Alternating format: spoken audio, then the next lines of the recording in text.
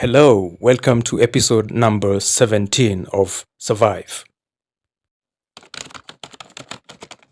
Now, as an engineer, I still marvel over this fact, but that is not to say I would like you to lose sleep over it. Not at all. I'm quite certain that most of us have, in one way or another, been acquainted with many household names in the world of physics.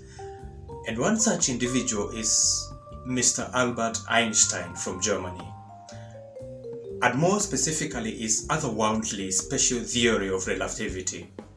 Albert Einstein's theory of relativity completely changed the idea of what the universe is. In fact, it shed light on the birth of the universe and the planetary orbits. One of the major concepts that this general relativity captured was what is known as the time dilation. Now figure this out. And it is not an asteroid strike or a new strain of virus. The fact is, the faster you move, the slower time ticks for you relative to the observer. Relative to the observer means that another entity is indeed observing you from a distance. Now, this entity's time stays exactly the same or remains exactly the same with respect to itself. Now, I do not want you to start staring at the ceiling at night over this. No. The faster you move, that is a fact. The slower time ticks for you as others view it. Okay? Let us in fact assume that somebody or someone watches the STM helicopter fly by the Atlantic Ocean. Okay? And you don't know this is happening. The fact is, the faster this helicopter flies, the slower the time ticks for you. Your clock ticks the very same way, okay? Fascinating, right? And not only does actually the speed do this, have this phenomenon, but also the gravitational force has the very same effect on you. The stronger the gravitational pull of the Earth, the slower the time ticks. So ladies and gentlemen, Einstein was right.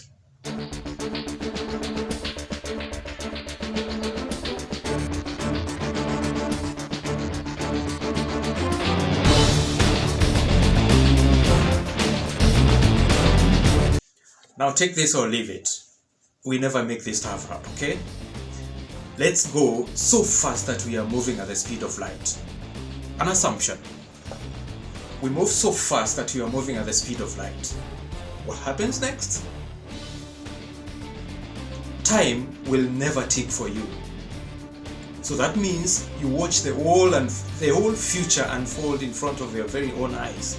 Time doesn't exist for you. So your clock ticks the very same way, and the time is the same. Your heart beats like usual, and your blood pumps the very same way. You don't know this is actually happening. It's not a physiological thing, in fact. It's a natural property of the fabric of space and time under these conditions. Okay? Now, so that had me thinking of the speed of the helicopter into which John Taylor was being flown to Berlin by the Shrine Tango movement. What I mean is that if you're an object, say a helicopter, and another object here, what we are saying is that as the speed of this particular helicopter increases, to the observer here, the time reduces. But the occupants of the helicopter see the time as the very same way they saw it as they started the journey. Okay? So the faster this object moves, the slower the time ticks for you or another entity viewing from a different part of the planetary system. Okay? So if time never ticks for me, what am I going to be when I grow up? I guess I will never age. Okay? Anyways, my guess is John Taylor would have wished that the future, the shrine tongue of movement and install for him could just unfold in front of his very own eyes. Well, just to augment his extrasensory perception abilities, the ESP abilities that he has. Like so, he would be much ahead of these bastards. But here we are. Mission D-Prof begins. The STM claims that this mission has been flagged with enough subventions and that the plans are undertaking to install him as John Taylor as the official coordinator. And in this respect, 3 characters are introduced here. That is Mr. Dawson Miles, Mr. Jake Daniels, and Albert Bench. So folks, allow me to proceed from where I left in the previous episode. Ladies and gentlemen, this is episode number 17 of Survive. His highs stung me. I almost jumped out of my skin. Kudus, Afghanistan, the jihadist ideologies, I beg your pardon, are still etched in me. Very well put, he said. I can see your spirits aren't all that bad. A sleepy and confused young man detained between 2 bags of German grenades was an interesting object, you would say, in the eyes of Lord knows who. I'm all ears, I said. Well then, let's button things up, he said. The hunt is now yours to run. You've got the training. Here, take this. It's a cell phone with a special SIM card and 10,000 hours of airtime.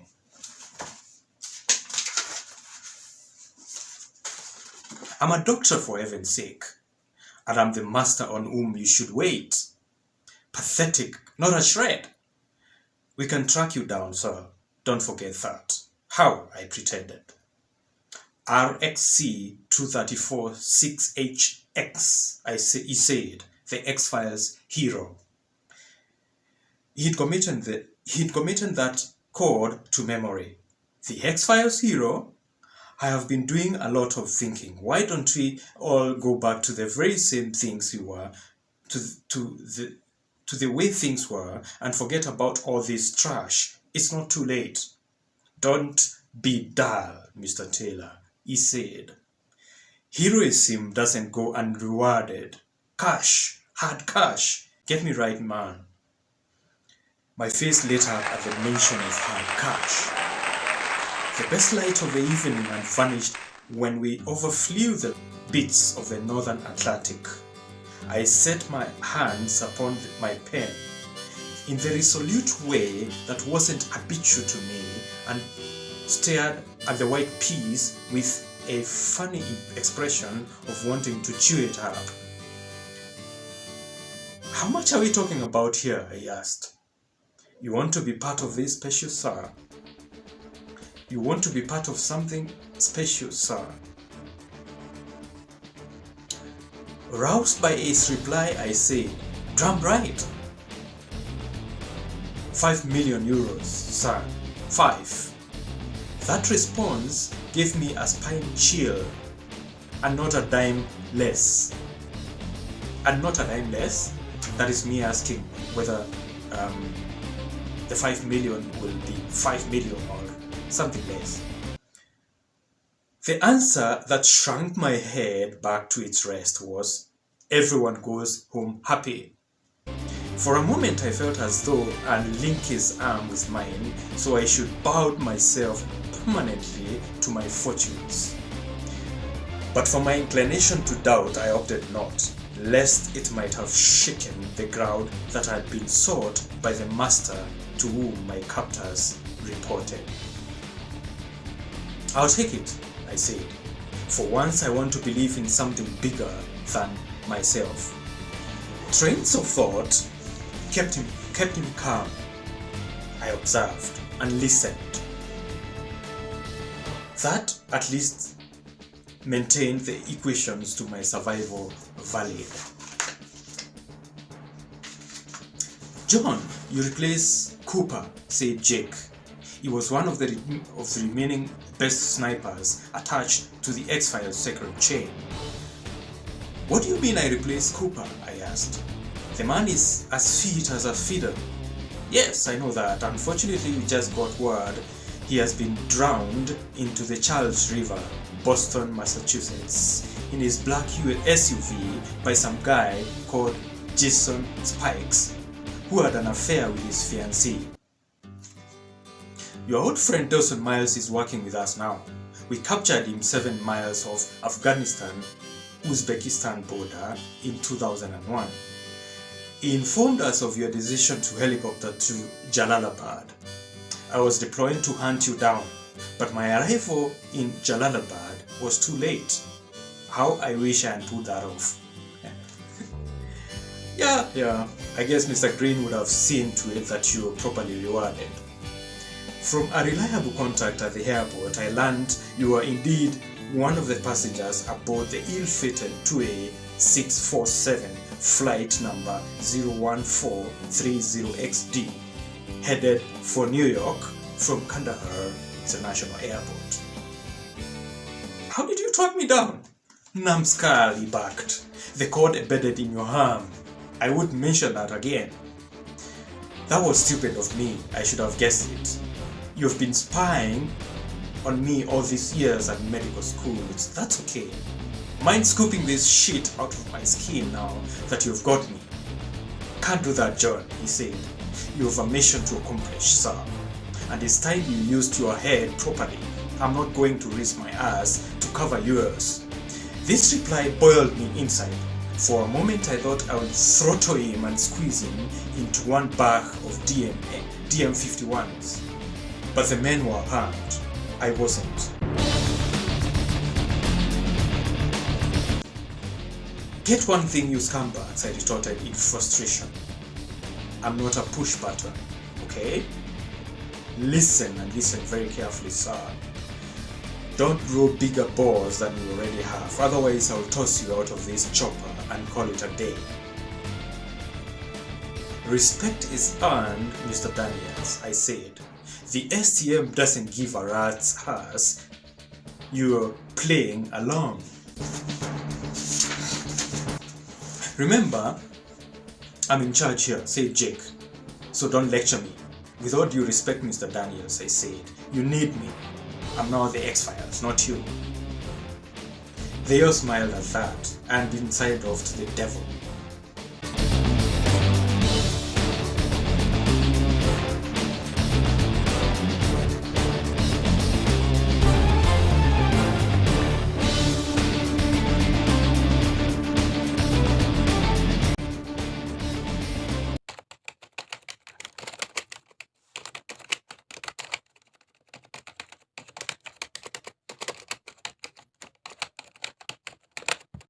Today's episode ends with John Taylor being installed as the official coordinator of the mission G-Prof. He signed in for this mission and the devil is flying him to Berlin. Up until the next one, goodbye.